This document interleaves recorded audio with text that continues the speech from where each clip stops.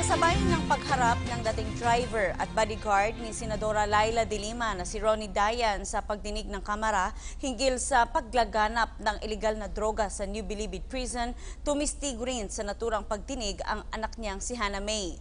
Sa naturang pagdinig, inilabas ni Hana May ang kanyang cellphone para ipakita ang naging pag-uusap nila ni Senadora De Lima. Sa testimonya ni Hana May, sinabi nito na pinapatanong umano ng kanyang tatay kay De Lima kung bakit may sapina na dumating sa kanila at kung ano ang kanilang gagawin. Tugon raw ng senadora, magtago na muna si Dayan at huwag dumalo sa pagdinig sa Kamara. Samantala, tinutukan rin ng mga mambabatas sa naturang pagdinig ang mga pagkakaiba at hindi pagkakatugma-tugma ng mga testimonya ni Dayan at Kerwin Espinosa. Si Jervis Manahan sa detalye. Isang show cause order ang inaprubahan ng House Committee on Justice para kay Senadora Laila De Lima. Dapat daw magpaliwanag ang senadora kung bakit hindi siya dapat ma-cite in contempt. Sa pagdinig kasi sinabi ng kanyang dating driver at bodyguard na si Ronnie Dayan na gusto sana niyang humarap sa mga nakaraang investigasyon kaugnay ng Bilibid drug trade, pero pinigilan siya umano ni De Lima. Humarap din sa pagdinig ang kanyang anak ni si Hana May Dayan na nagpakita pa ng kanyang pakikipag-usap umano sa kanyang tita Laila. Ang pagkakasabi ko sa kanila, Madam, i-text mo si Madam, kunin mo yung iyong opinion niya. Kasi dumating na yung supwe na napirmahan ng auntie mo, tita. Sabihin mo, aatin ako. Sabi ko sa anak ko, i-text mo iyan kasi tuwing nagtitext ako, hindi na siya nagre-reply kasi kaya itong mga anak ko ang pina-text ko. Ang reply niya sa anak ko, huwag siyang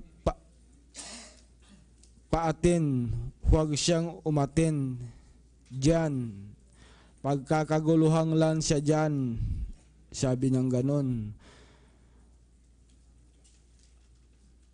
Pagtatawanan lang kaming dalawa, magiging kahiya-hiya kami diyan na dalawa. Kinumpirma ng mga mambabatas na numero nga ni De Lima ang nakatext ni Hana May. Ayon kay Justice Secretary Vitaliano Aguirre, posibleng guilty rin si De Lima sa obstruction of justice. Sa affidavit ni Dayan, kinumpirma niya na 5 beses siya tumanggap ng pera mula sa Eastern Visayas drug lord na si Kerwin Espinosa. Hindi raw niya inakalang drug lord si Kerwin dahil ang alam niya ay isa raw itong engineer. Una raw silang nakita sa isang parking lot sa isang mall sa Pasay at nakita pa sa Baguio City. Hindi raw binibilang ni Dayan ang pera dahil sinasalat lang niya ito at diretsong ibinibigay kay De Lima. Utos daw ni De Lima na kunin ang pera mula kay Kerwin. Kaya nagsisinungaling daw ang senadora nang sabihin niyang hindi niya kilala si Espinosa. Basta ito na yung pera kay ma'am. Siya mismo ang nag-aabot sa akin. Kinukuha ko, inilalagay ko sa harap ng upuan ng sasakyan. Hindi ko po alam kung magkano yung laman nung binibigay sa akin na paper bag kasi hindi ko lang po sinilip, sinalat ko lang. Pero may ilang hindi pagtutugma sa mga pahayag ng dalawa.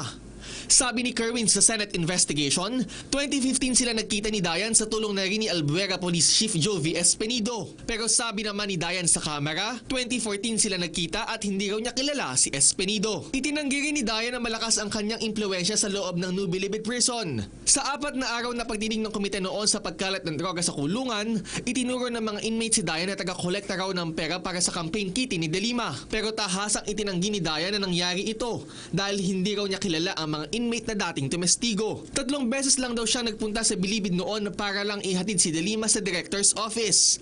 At hindi pa raw siya nakakapasok sa maximum security compound at sa kubol ni JB Sebastian. Sa mga humarap noon, tanging sina dating NBI Deputy Director Rafael Ragos at dating Bucor Chief Franklin Bucayo lang daw ang kilala niya dahil siya pa mismo ang nagrekomenda kay De Lima na i-promote sila sa trabaho. Bukod sa drug trade, natoon din ang hearing sa pag-iibigan ni Dayan at De Lima.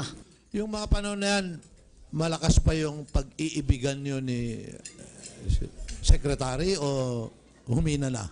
At ang iyo bang pag-ibig kay Secretary De Lima ay wagas, dalisay at matatag?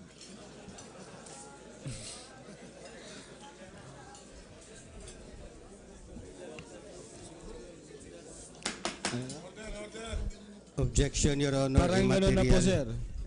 Joke only. Parang gano'n na po. Parang gano'n na rin. Opo, sir. Ibig mong sabihin na ayon sa iyong damdamin, ang pag-ibig na ito'y dalisay, wagas at tapat. Yes, Your Honor. Taong 2007 daw nang magsimula ang kanilang relasyon, kahit na hindi naman hiwalay si Dayan sa kanyang asawa. Natanggap naman daw ng kanyang mga anak ang kanilang relasyon. Binigyan pa raw siya ng pera ni De Lima pandagdag sa pampagawa ng kanilang bahay sa Pangasinan. Hindi rin direkta ang naging sagot ni Dayan nang tanungin siya tungkol sa umano'y sex video nila ng senadora. Aniya, posibleng nagkaroon pero hindi raw siya ang kumuha at hindi rin cellphone niya ang ginamit. Pero naghiwalay sila bago tumakbo si De Lima sa pagkasenador dahil ipinalit sa kanya si Warren Cristobal. Dito raw nasampal ni Dayan si De Lima. Nabigyan ng immunity from suit si Dayan at may provisional admission na rin siya sa Witness Protection Program.